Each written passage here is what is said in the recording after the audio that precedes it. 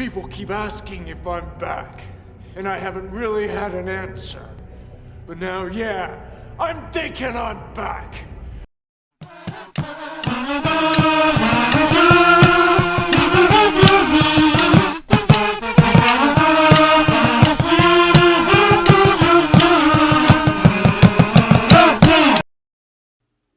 If you're unaware, I have a One Piece problem. A bad one.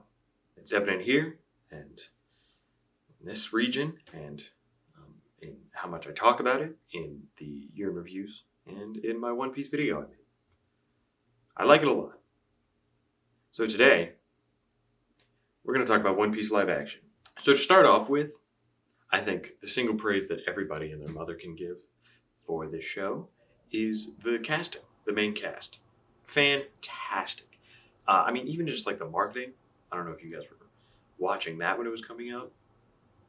All of these main five are so the East Blue five that it's like crazy, just outside and in the show, obviously. And I think that's my favorite part is how much this guy in specific is Luffy, and Zoro is so cool, and Nami is amazing, and Sanji is Sanji, and Usopp is Usopp. You know, like it's good. It's good. It's good for that reason. And I think that also applies for a lot of other characters, like Kobe. I think his actor was fantastic and really did a great job. And same with Helmeppo, surprisingly. Loved him. I don't know where the fuck that came from, but Helmeppo did great. I think generally everybody did a good job. I do think there were some characters that it was less on the acting and more on how they were written, but we will get there. But I think in general, all the casting was fantastic. They looked like their characters and the makeup and everything. It was just very unapologetically One Piece. Like Garp wore this hat randomly. Nobody commented on it, not once. And I think that's perfect. Story structurally, I think it did good. Because I think my favorite part is that it made it a little more digestible for Western audiences. It made it more concise and to fit into this nice like gateway season, right? I think that was the biggest strength of the way they formed the story arcs and the episodes. I do think there was detriment to that because obviously you missed out on a lot of good little moments that Oda is goated at doing, like the dog. The dog was in there, and when it did, I freaked the fuck out. The actual storyline wasn't there though, and I think that like it's not like it had any real effect on the plot long term, but it still shows a lot about the characters. The most notable one for me that I think stuck out to me the most afterwards when I was looking back was the whole thing with Jin and Sanji on Baratier. It's like, yeah, he was there and they got the thing of it, like he fed this random pirate that, you know, might have been dangerous, whatever. But a lot of it is about the second half, which is where he betrays them and then Sanji's still like, I don't regret feeding you, and he feeds him, you know, like. And they didn't do the Don Krieg thing, which I think is fine. But even if it was just like they added like maybe a minute more of runtime and just had him like try to kill them as soon as he walked in to steal food, and then Sanji like kicks his ass and then he's like, here, make some food. You know, like just something to get that point across where it's like, yeah, everybody eats, but it's also, it doesn't matter. Like even if you do like this awful shitty thing, Sanji's still gonna feed you because that's Sanji, baby. I'm probably nitpicking. That tangent aside, I think generally they got the ideas across for all of these things. It's just the little things that they had to cut that the manga's better. We'll compare more to the manga/anime later because I do want to look at this objectively as its own thing. So to start, I want to talk about some positives.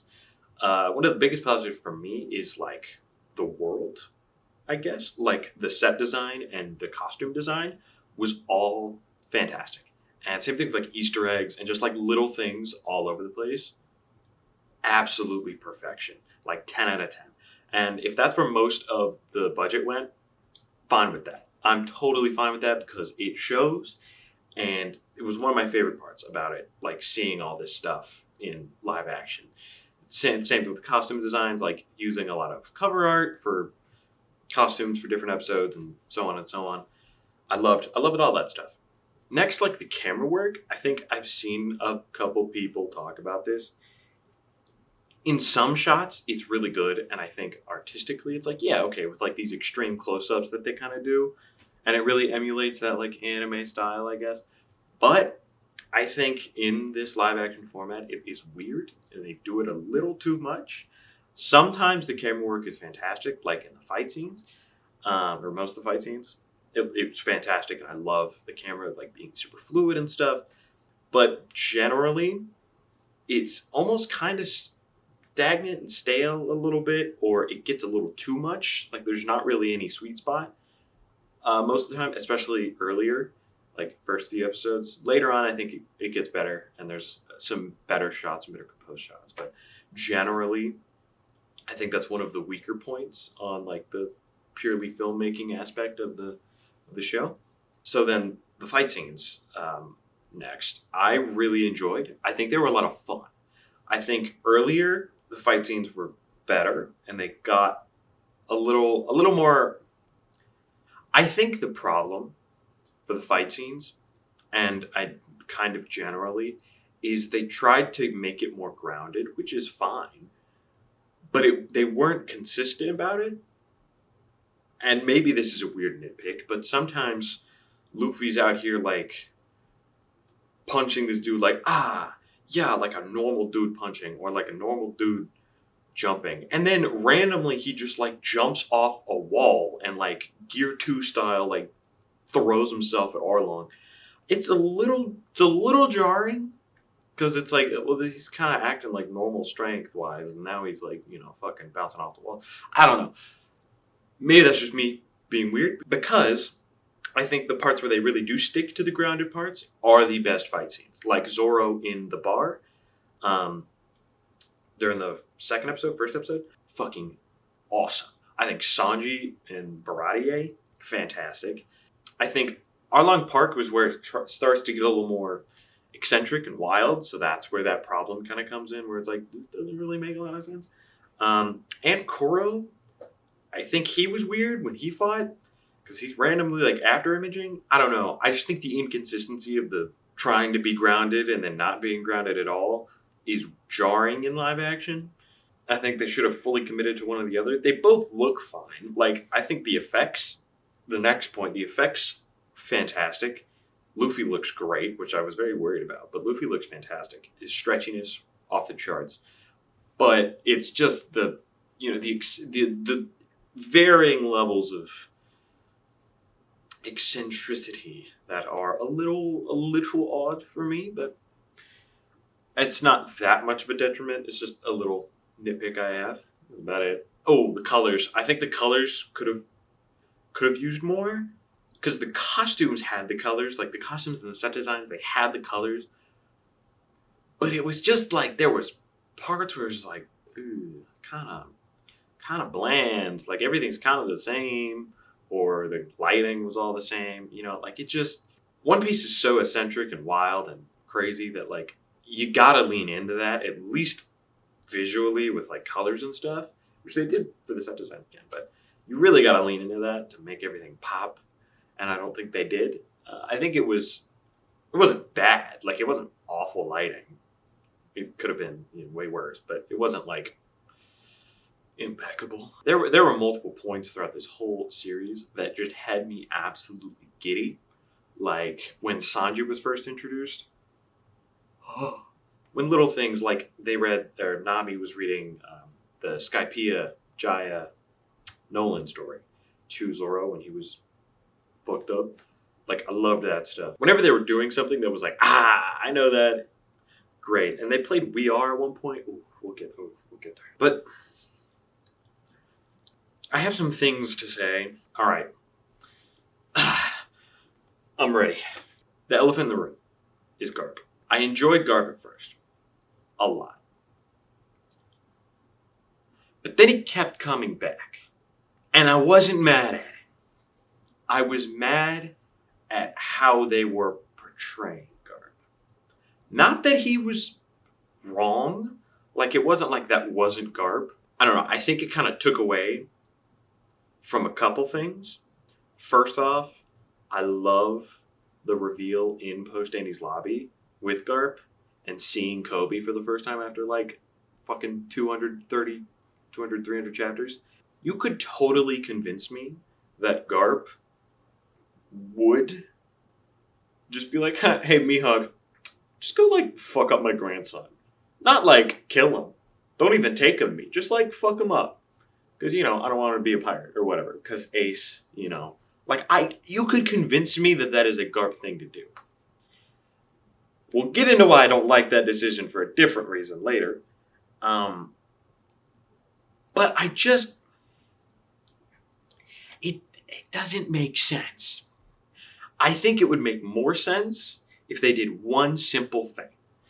And I would mostly forgive them doing the Garp thing way earlier.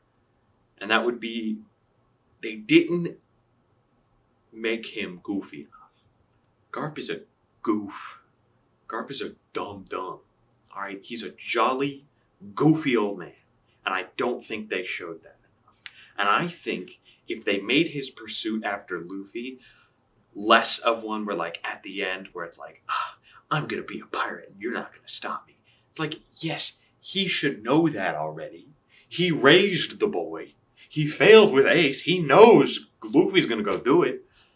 I think if they made it more about Garp going after him just to like, not like be like, oh, I'm forcing you to go home or anything. Just be like, yo,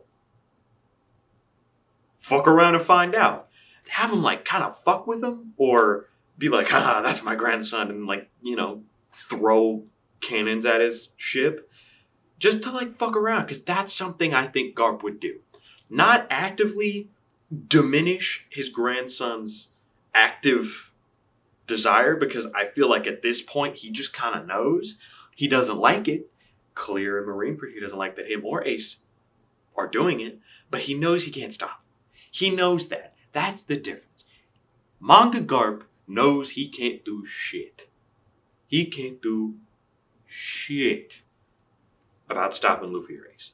But this motherfucker thought he was going to do so. And that's the problem. I think that's my problem. I feel like it would have been a better use of time to focus the screen time, a lot of screen time on Kobe and Helmeppo and Garp and focus that elsewhere. Like adding those little things I talked about, like the dog or Jin or, you know, I'm not saying they have to completely get rid of the Kobe Helmeppo Garp plotline, but I do think a great reason that early One Piece and honestly most of One Piece works so well is because the story is constantly moving when you're not watching it. You know, like you're following Luffy and gang on an island and you stay there. And then you go out and things have changed. And I think they could have definitely done the first episode with Kobe and all that. Second episode, Kobe and all that. And then I think in like the third episode, like when Kobe leaves, they should have just let him leave. And they could have had him come back in the last episode. Like that would have been fine. Show like a little bit of Kobe and Helmeppo being buddy, either in the third episode or last episode, whatever. But like, I don't want it to just be the manga. I want it to be its own thing because I think it's a great gateway for a lot of people that are like, I don't want to commit to 1,000+ chapters or something. I get it.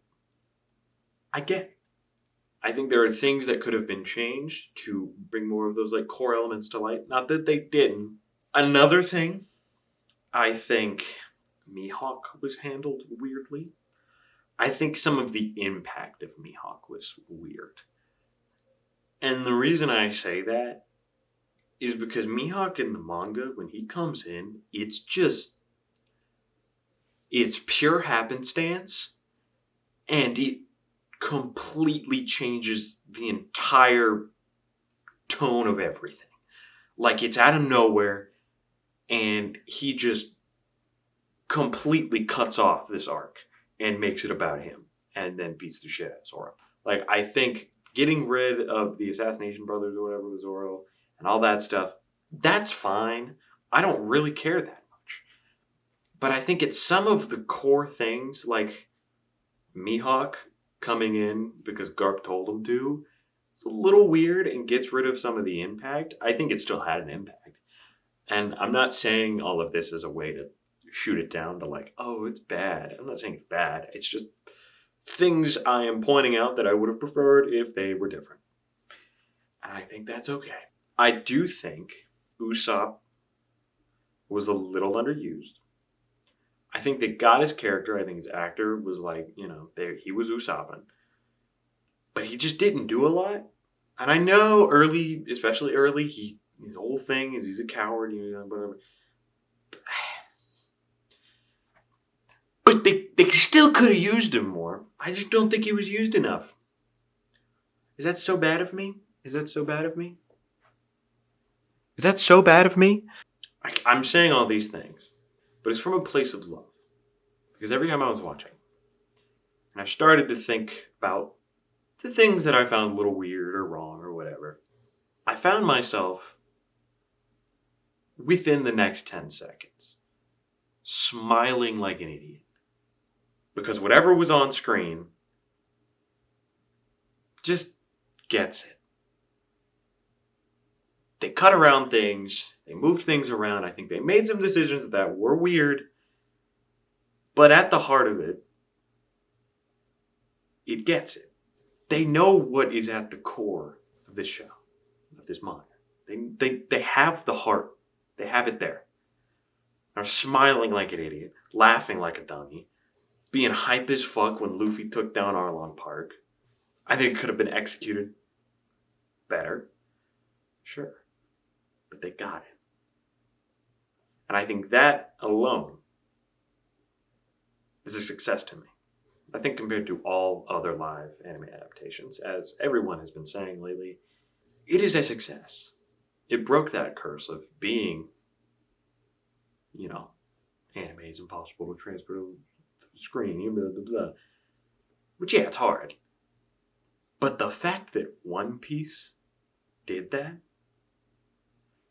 Cowboy Bebop couldn't do that.